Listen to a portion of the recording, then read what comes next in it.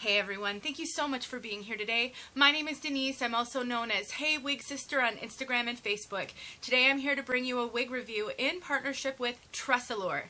This wig is TressAllure Brushed Pixie. In the color, let me look at it, it's a bunch of numbers, 14/26/R10. This is obviously a pixie. The name gives that away. If you want to know more about this really cute short style, then stick around. I will tell you all about it. We'll talk about the style, the color, we'll look inside the cap, all the things that are important if you're looking at purchasing a wig. Let's go. I am so blessed to be able to work with some wonderful retailers and manufacturers to bring you guys lots of different reviews. I review every type of style, every type of color, budget friendly, expensive pieces, human hair, synthetic, I do it all. I really want to help you guys on your wig wearing journey. So if you are struggling with the wig wearing journey, please know that you're not alone. I do lots and lots of education on my channel, and I'm available to talk to you if you really need help. I am so thankful to be a part of this community. My hair loss has become a blessing because of you guys. Now, TressAllure is a brand that manufactures a variety of wigs in synthetic, fibers, heat-friendly synthetic. They've got products. They're a wonderful, wonderful resource for those of us on the wig-wearing journey for whatever reason. I'm so glad to work with them, and I want to give them a shout-out for being patient with me as I had to take an unexpected break in videos due to the passing of my dad. So to you guys at TressAllure, thank you so much for being patient. I've actually had this wig for I think over a month or about a month. So this is a long time coming. Let's talk about Brushed Pixie. I'll show her to you from all sides and then we'll talk about her.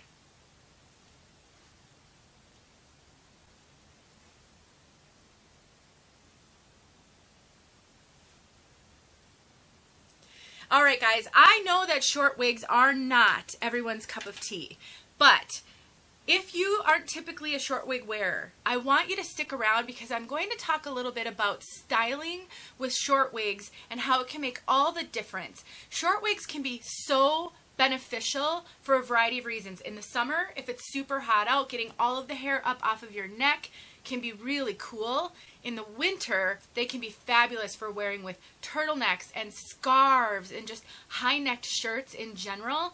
And I personally, when I first started wearing wigs, I wanted to love short wigs, and I just didn't. It just wasn't something I was super comfortable with at the time.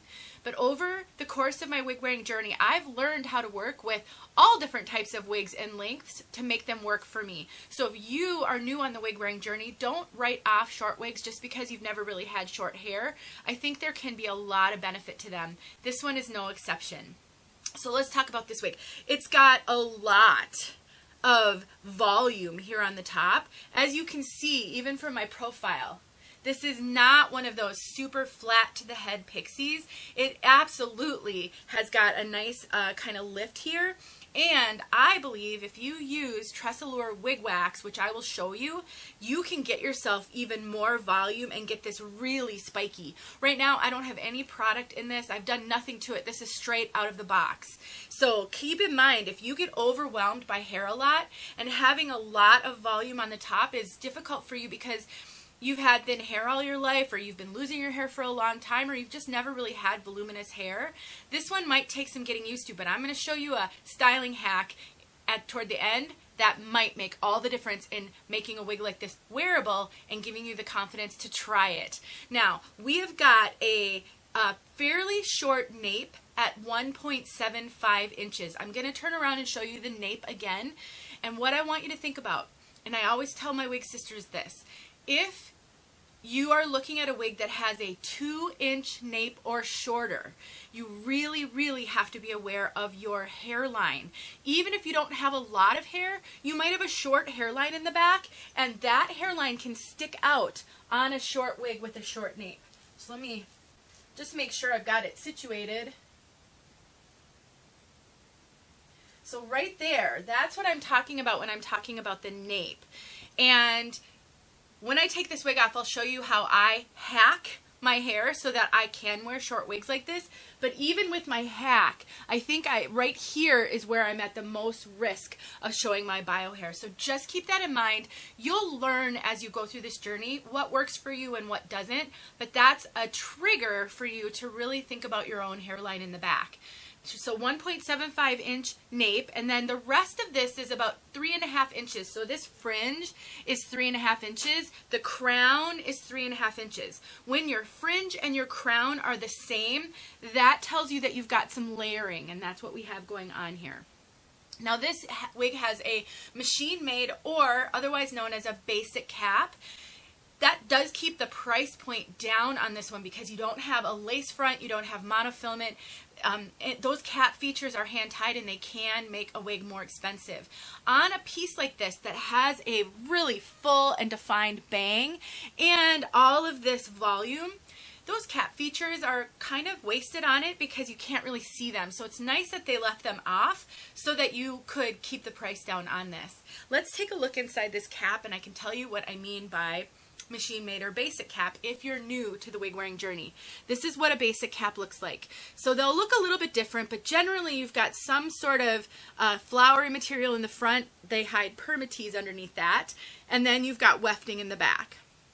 This wig is super light at 2.5 ounces, and you do have an extended nape with Velcro adjusters. So 2.5 ounces is nice and light. This is going to feel really light on your head, and it's going to be a lot cooler than a wig that has a lot more hair. Now let me show you what I mean by how I hack my hair so that I can wear a wig like this. I do have a video where I show how to do this, but basically I take a wig grip and I put it around and I tuck all of my hair in the back up into the wig grip so that it won't poke out of the bottom of the wig. Now, my hair is super short right now. Well, actually, I used to buzz my hair. I have not buzzed it in a while, and so this isn't actually super short when you buzz your hair, but look at how kind of it's at that really awkward length where it just doesn't want to cooperate. It will stick out of wigs, and it's not long enough to put back in a ponytail. So wig grips are my best friend right now because of that. So I take my wig grip, I kind of pull my hair back underneath it, I go like this, I slide my hair back underneath the wig grip on the sides, and then I tuck all of the hair into the wig grip here. And that way I can wear a short wig and I don't have to worry about my hair poking out. It's very, very comfortable. So if you want to know more, I will link the video I did on that in the description. This wig grip that I have on is my favorite wig grip of all time, and I didn't used to wear wig grips because I hadn't found one that I really liked until I found this brand. It's called the Hair Grip. I'll put information in the description for you. So slow down. I'm talking so fast. My videos tend to be long because I do a lot of educating, and I need to slow down so that you can understand me. All right. Now, we've talked about the length, we've talked about the weight. This wig does have permatease, and there's permatease right in here. That really helps to give this the lift that you see and the volume, but it's not heavy permatease. It's, you know, and all around here, there may be just the tiniest bit of crimpy fibers, but there is no poofy, pillowy permatease anywhere around the nape or around the sides. The volume, or the kind of the majority of the permatease lives up here, and it's very light. I have had Pixies before that had really poofy, pillowy permatease, and it made it super voluminous. This really isn't like that. So if you want a little bit of lift, you like a little bit of permatease, but you don't want super heavy permatease, this could be one to consider because it is not heavy at all. I actually think they did just a perfect amount to give it the profile with the lift, but not be a ridiculous amount or really super poofy. Questions I often get when I show wigs: can I cut bangs into a wig? Is a wig tuckable? None of those things really matter here because this comes with a bang and it's really short on the sides, so there's really nothing to tuck. It actually looks like I've tucked, but they kept the sides really short. So we've got some volume and some lift here, but they've kept the rest really relatively short. Let me show you some styling hacks before we talk about color. Now, one of the things I absolutely love with short wigs are headbands.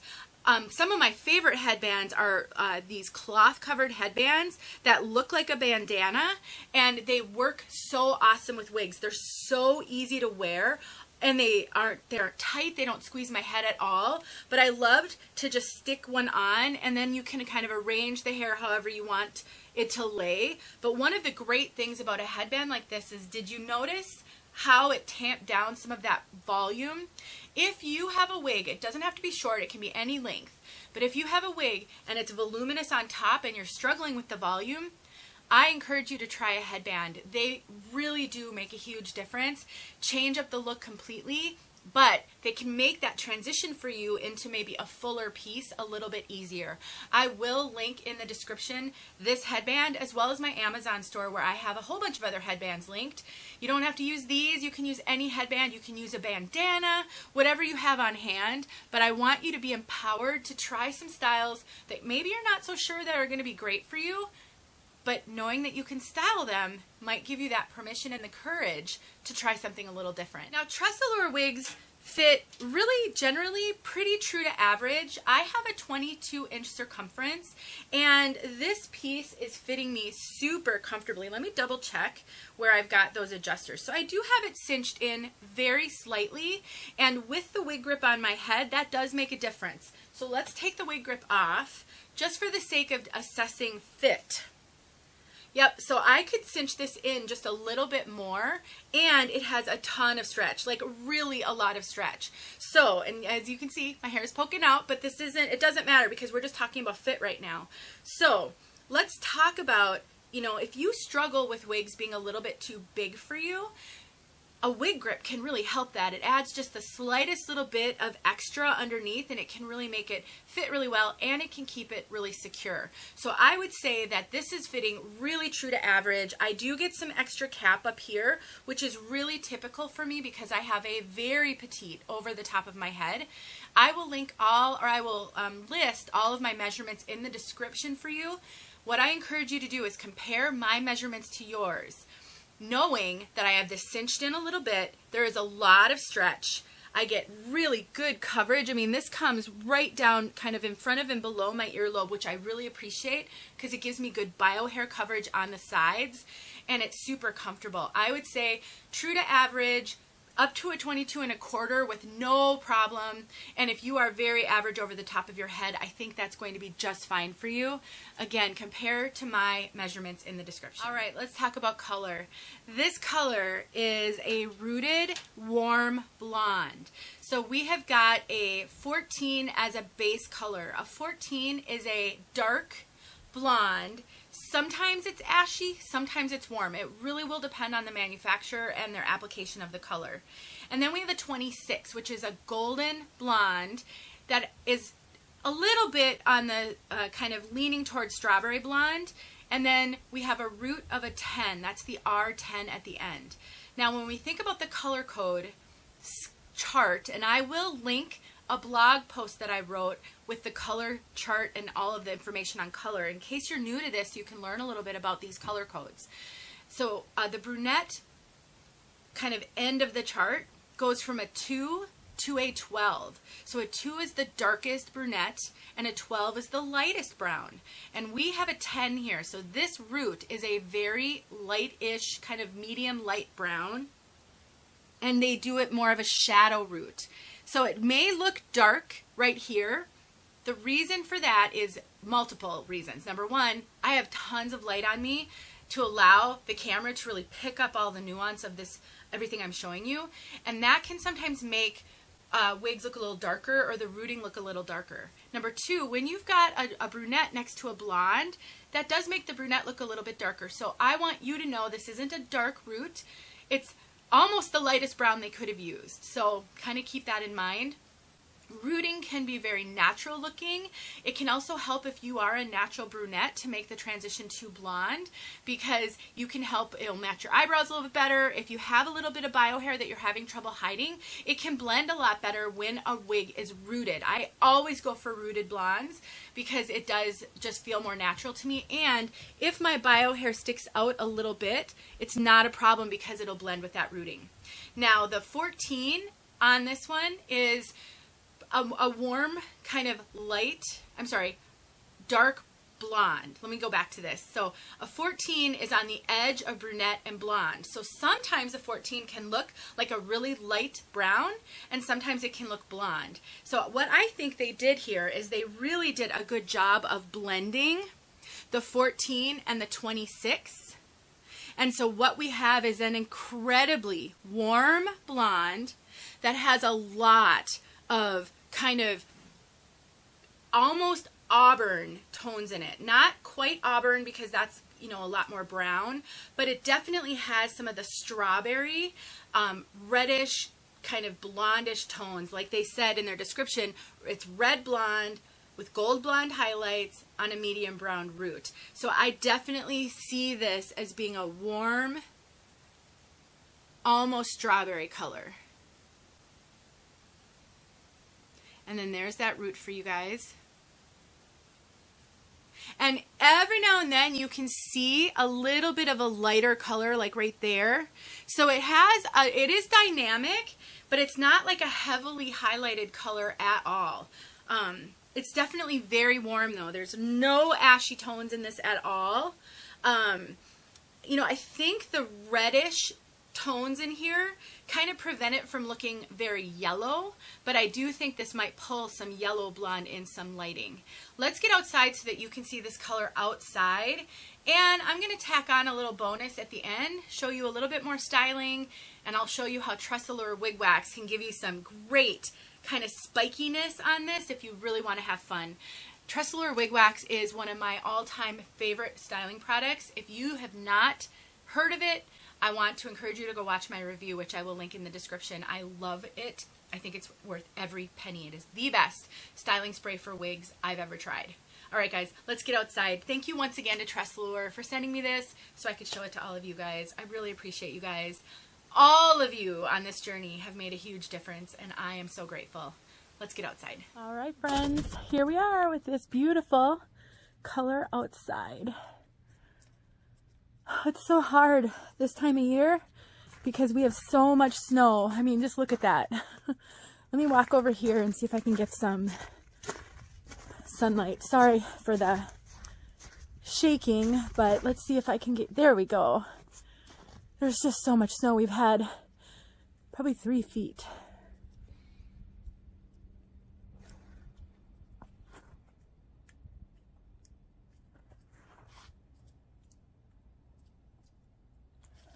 Beautiful day though.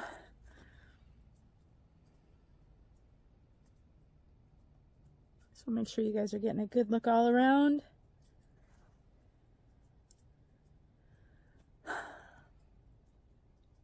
The sun's a little bright.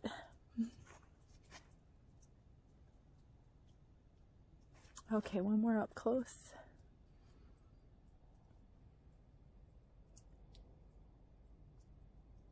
All right, thanks for watching. Hey friends, here is the bonus section that I promised, showing how to style. I did post this on Instagram, so if you follow me there, you may have already seen it. But this wig wax is so awesome. I highly recommend it. I'm not a big fan of products on wigs. I just don't like to spray a lot of things on my wigs. Wig wax is an exception. It works so well. It brushes out with ease. It does not gum up my wigs or make them dirty. This fan is my hot flash fan, and I love it, and it's perfect for helping to set a spray on a wig. This brush, game changer for me, you guys. It's a great brush, and of course, my favorite headbands. I will link everything in the description in case you want to try these types of styles for yourself.